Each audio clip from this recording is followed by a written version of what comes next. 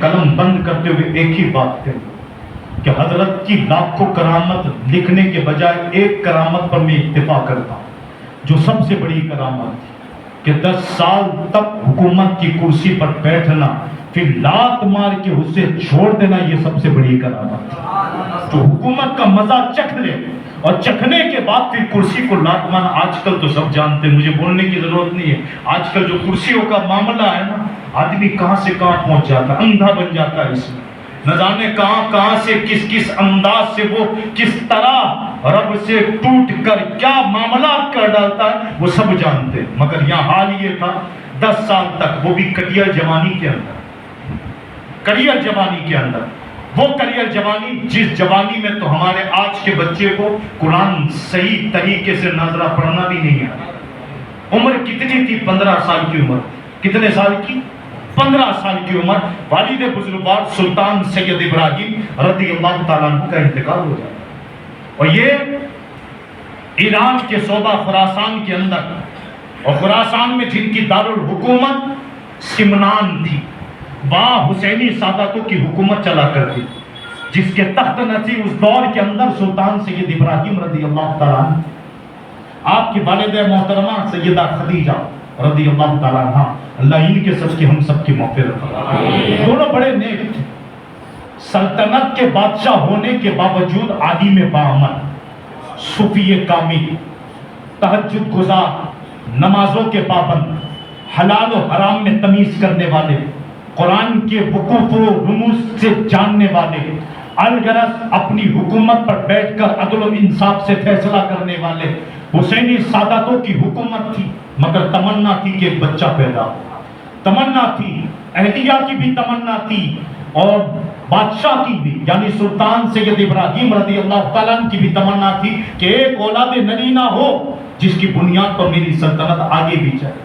الغرض سلطان و ملکہ سلطان، یعنی سلطان سید ابراہیم رضی اللہ تعالیٰ عنہ، آپ کے اہلیہ ایک مرتبہ محل کے کونے میں بیٹھے تھے کہ اچانک ایک مجذوب جن کا نام بھی ابراہیم تھا، وہ آ گئے اچانک۔ اب جب وہ مجذوب آئے نا تو اللہ والے کو پہچان لیتے، اللہ والے کو پہچان لیتے۔ اس وقت نہ ٹیلی فون، نہ خط تھا، نہ کچھ تھا، مگر حال یہ تھا کہ جیسے ہی مجذوب ابراہیم آئے نا، سلطان اور ملکہ سلطان دونوں کھڑے ہو گئے، تعظیم کی، توقیر کی، کھلایا پلایا، دعائیں دی، اور اس کے بعد جب یہ تمام معاملات مکمل ہوئے تو ابراہیم مجذوب اٹھتے کہنے لگے کہ سلطان، لڑکے کی خواہش ہے، جا اللہ تجھے بیٹا عطا کرے۔ بات یہ ہے کہ دونوں تہجد کے وقت رو کر دعا کرتے۔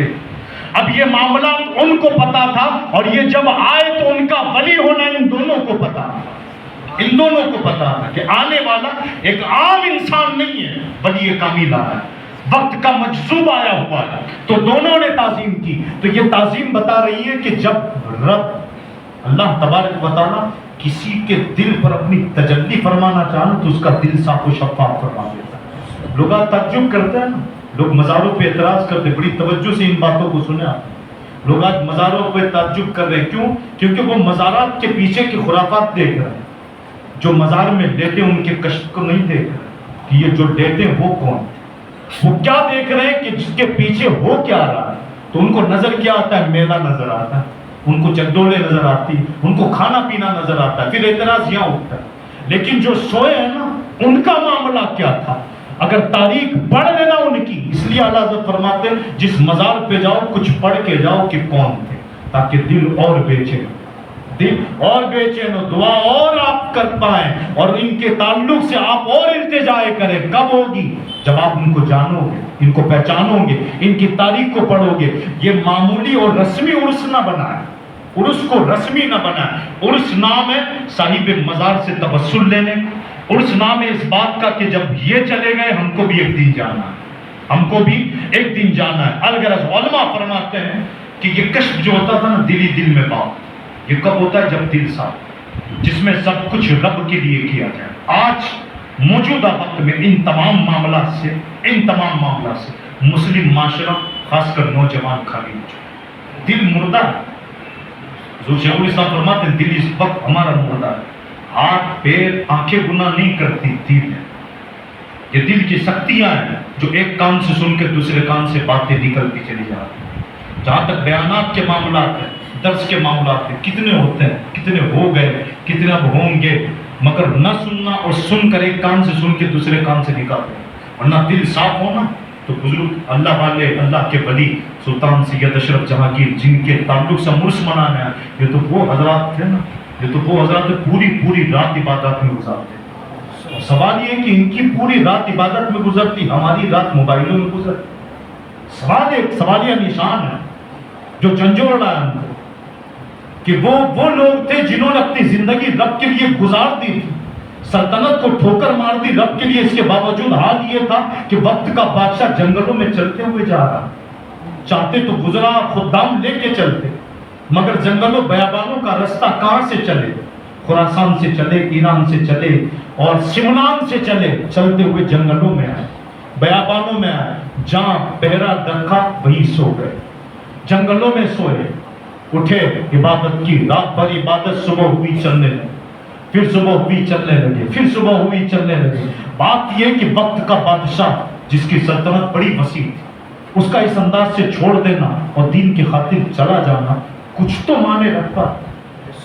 दीन इतना तो जरूरी था कि उन्होंने सब कुछ छोड़ा, क्योंकि वो जानते थे कष्ट था, उनका दिल साफ था, वो समझते थे कि हुकूमतों में कुछ नहीं रखा, ये ठोकरों में हमारे कदमों से निकलेगी इंशाअल्लाह। और आप देख रहे हैं, दुनिया देख रही है, 700 साल के बाद भी उनकी औलादों की चेहरे की चमक देख रहे हैं, उनकी सुल्तानियां देख लें, उनका चलना देख लें, उनका रुतबा देख लें। आज देखे ना, आप देख, ये करबला की धरती जो है ना, ये सब कुछ अदा करके चली गई। लोग कहते हैं सैयदों ने किया क्या, मैंने कहा पागल, सैयदों के दादा ने जो करबला में कर दिया ना, तब कोई नहीं कर पाता। 3 दिन भूखे प्यासे लेकर करबला की धरती पे इन्हीं की नस्ल छोड़ रही है सब, और छोड़ रही, क्यों छोड़ रही, हम जैसों के लिए, ताकि हम समझे दीन की अहमियत क्या है। जो आज हमने पसे पुश डाली है ना दीन की अहमियतों को, इसको समझाने के लिए। बात यह है कि इब्राहिम मंसूर तो कह के चले गए, रब तबारक व तआला तुझे बेटा अता करे, वो गए उसी रात जब सुल्तान सैयद इब्राहिम रज़ी अल्लाह तआला अन्हु सोए ना, क्या देखा कि ख्वाब में हुजूर तशरीफ लाए, नबी पाक की ज़ियारत हुई। हुजूर क्या फरमा रहे, इब्राहिम अल्लाह तुझे एक नहीं 2 बेटे अता करे, एक का नाम अशरफ रखना, एक का नाम आरफ रखना, अशरफ व आरफ। अब मैं अपनी कौम से भी कहूँगा, आजकल होता क्या, बच्चे पैदा होते हैं, लोगों को फोन आते, मौलाना सब नए नाम, जब नए कौन से थे, क़यामत से पहले वाले थे, यानी जो नाम है पुराने, इसी में बरकत है। सहाबा के नाम में, अहले बैत के नाम में, याद रखे, ताबईन, तबे ताबईन, अकाबीर औलिया किराम, सालिहीन के नामों में बरकत है। उसी नाम को रख ले, इंशाअल्लाह उसकी बरकतें आएगी। अब इससे बढ़कर नाम आप आज टप्पू पप्पू यानी इस अंदाज से नाम रखें, इसलिए हदीस पाक में साफ लफ्ज में आया, नामों को न बिगाड़ा जाए, नामों को न बिगाड़ा जाए। आज हमारी कौम का एक बहुत बड़ा अलमिया भी है, जिसे बच्चा पैदा हुआ वो दोनों यानी वो फिक्रमंद हो जाते हैं, अब इसका नाम क्या रखे। और सबसे ज्यादा होता क्या, मेरे खानदान में तो ये भी नाम है, ये भी नाम है, इस पर भी नाम है, तापरनी सेपर चाहिए, सेपरनी एस पे चाहिए। अब इस अंदाज से यानी लोगों के जन बने पड़े। हालांकि इश्क तो इश्क होना अगर किसी को, तो वो तो सहाबा के नाम पर अपने बेटों का नाम रखे, अहले बैत के नाम, ताकि उसकी रिवायतें आगे बढ़े, लोग समझे। अगर कोई पूछे खालिद नाम है तो खालिद थे कौन, तो बताओ खालिद बिन वलीद की निस्बत से खालिद, हाँ, सलाहुद्दीन अय्यूबी की निस्बत से सलाहुद्दीन नाम रखा है, उस्मान इब्न अफ़्फ़ान की नीयत से उस्मान नाम रखा है, अली की नीयत से अली नाम रखा है, अबू तुराब कुन्नियत की नीयत से तुराबुल हक नाम रखा। ये वो चीजें जो बाकियात याद दिलाती और बतलाती है कि ये वो लोग थे जो बहादुर थे। तारिक बिन ज़ियाद